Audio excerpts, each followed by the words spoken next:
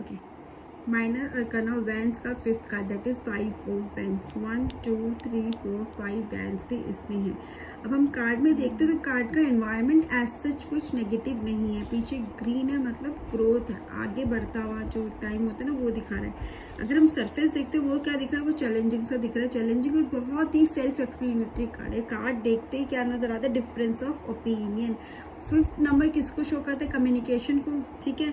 और यहाँ पे क्या है, कम्युनिकेशन गैप ही ये कार्ड शो कर रहा है। अब सब क्या करे, कोई किसी को हिट नहीं करा, इसमें एक चीज आप नोटिस करना, कोई किसी को हिट नहीं कर रहा, बस डिफेंड कर रहे हैं, रोक रहे हैं। हो सकता है कि आपको आगे बढ़ने से कोई रोके, या ये भी हो सकता है कि कोई आपकी बात सुन ही नहीं रहा, बस अपनी ही बोलता जा रहा है। वो चीज़ देखिए, आप सबके अपीयरेंसेस देखिए, सबके वो कपड़े देखिए तो भी थोड़ा डिफरेंट होंगे, मतलब डिफरेंट ऑफ कल्चर हो सकता है, डिफरेंस ऑफ ओपिनियन हो सकता है, या आर्ग्यूमेंट हो सकता है किसी चीज़ पे कि आप मेरी बात सुनो, ठीक है, मैं, या फिर हर इंसान ये बोले कि जो मैं बोल रहा हूँ वो सही है, सामने वाले की कोई सुनने को तैयार ही नहीं। Miscommunication, argument, blaming each other, ये वो भी हो सकता है सब एक दूसरे को ब्लेम करें, मेरी गलती नहीं है तेरी गलती है, तूने ऐसे क्यों बोला, तूने ऐसे क्यों बोला, मैं सही हूँ।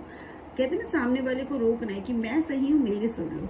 तो ये कार्ड वही सब दिखाता है, डिफरेंसेस दिखाता है। ये जरूरी नहीं स्ट्रगल फिजिकल हो, ये मेंटल भी हो सकता है, इनर स्ट्रगल भी हो सकता है। आपके अंदर ही बहुत सारी चीजें चल रही है जहाँ पे आपको ही नहीं समझ में आ रहा क्या सही है क्या गलत है, अंदर ही अंदर का स्ट्रगल है। तो उसमें क्या है, जस्ट टॉक इट आउट, उस चीज को बाहर निकालो, ठीक है, फेस करो, तभी आप उससे बाहर आ पाओगे।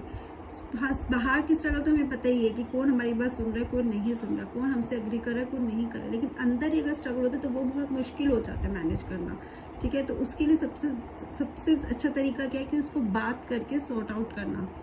अगर हमारे माइंड में भी बहुत सारे डाउट्स हैं, बहुत ज़्यादा स्ट्रगल चल रहा है, हमें नहीं पता, हम अपनी ही बात को खुद से काटे जा रहे हैं, हमें कभी वो सही लग रहा है, कभी ये सही लग रहा है, कभी कभी हमें सब कुछ सही लग रहा है, हमें ये नहीं समझ में आ रहा है क्या एक्चुअली में सही है, सब कुछ गलत लग रहा है क्या एक्चुअली में गलत है, सही गलत में अगर हम फंस चुके हैं तो this is the time to talk to take the help, ठीक है। अपने उस पर्सन से बात कर लो, अगर आप कहीं बाहर नहीं जाए, जिससे आप बहुत कंफर्टेबल फील करते हो, जो आपके सुन ले। आपको लिसनर की ज़रूरत है बेसिकली। अगर लिसन कोई ऐसा भी नहीं है तो जस्ट राइट इट डाउन, जो भी दिमाग में आ रहा है, जितना भी कुछ आ रहा है, सही गलत सब लिखते जाओ लिखते जाओ लिखते जाओ, वो भी आपको बहुत हेल्प करेगा हील करने में खुद को। मेंटल स्ट्रगल, इनर स्ट्रगल, ठीक है। और ये अगर कार्ड हमें देखे तो फैमिली में भी स्ट्रगल दिखाते हैं कि फैमिली के आपस में बहुत ज़्यादा डिफरेंस ऑफ ओपिनियन है, कोई कुछ बोल रहा है, कोई कुछ बोल रहा है, ब्रदर सिस्टर में हो गया, बच्चों का पेरेंट्स के साथ हो गया, या बाकी फैमिली मेम्बर्स के साथ ओपिनियन, डिफरेंस ऑफ ओपिनियन है वो दिखा रहा है, ठीक है। अगर ये कार्ड आपका फिनेंस में आता है तो ये स्ट्रगल चल रहा है, अभी आपको समझ में नहीं आ रहा है कि आपको क्या चीज़ करना चाहिए जिससे आपके फिनेंसेस इनक्रीज हो, कहीं ना कहीं प्रॉब्लम्स चल रही है, तो उसमें आपको बस थोड़ा सा अभी ब्रेक लेना है।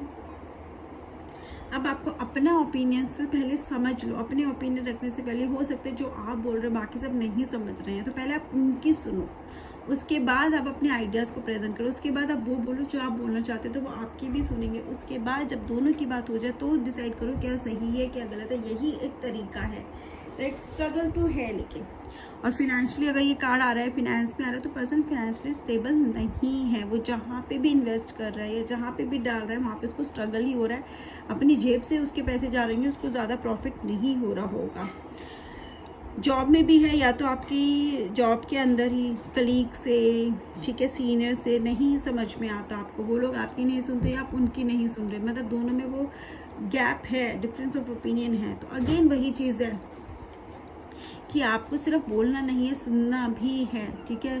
ट्राई टू अंडरस्टैंड कि सामने वाला क्या करे, एक दूसरे के ओपिनियन को समझना है, अपनी बात को फॉर्मली रखना है और सामने वाले की बात सुननी है ताकि समझ पाए कि कौन सही है कौन गलत है।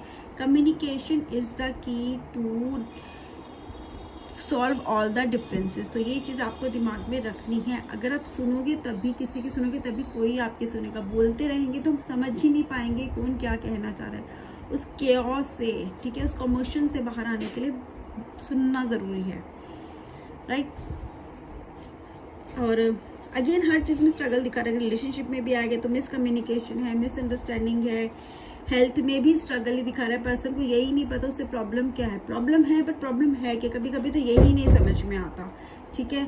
सो वो भी जो भी हो रहा है, कभी कभी होता है कि सिर्फ आप सोच की वजह से आपको हेल्थ इश्यूज हो रहे हैं, तो पहले तो अपने मेंटल से जो भी उसको बाहर निकालो बात करके, फिर भी है तो देन टेक द ओपिनियन, ठीक है। और एक किसी जो भी कहा जा रहा है उसको फॉलो करो। ये नहीं कि आपको लग रहा है कि नहीं वो अगर ऐसा करे मैं तो ऐसा कर ही नहीं सकता, या नहीं वो सही नहीं बोल रहा। अपने आप से ओपिनियन नहीं बनाने, सामने वाले की सुननी भी है, राइट।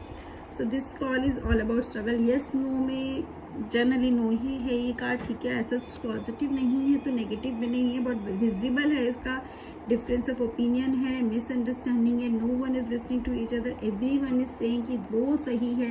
अपने ग्राउंड पे खड़े रहना, दूसरे को समझना नहीं है। अगर दूसरे को समझना चाहते हो तो पहले सुनना सीखो, तभी कोई आपकी सुनेगा। आपको एक वो रूट लेना है, ठीक है। एक मिडल मैन बनना है जो सबकी बात को एक दूसरे को समझाए, rather देन कि खुद की बात को ऊपर रख के ये बोले कि कोई समझ ही नहीं रहा है, ठीक है। तो आप एडवाइस में ये बोल सकते हो क्लाइंट को, जो भी आपके पास आया है, कि अभी आप पहले आप समझ लो सामने वाला क्या कह रहा है, और अपनी बात को कहने का तरीके को भी बदलो। उस तरीके से बोलो जैसे सामने वाले को समझ में आए, तो शायद आपको रिजल्ट्स मिलेंगे। अदरवाइज बात वहीं की वहीं रह जाएगी। So this is all about the card. Thank you and have a nice day.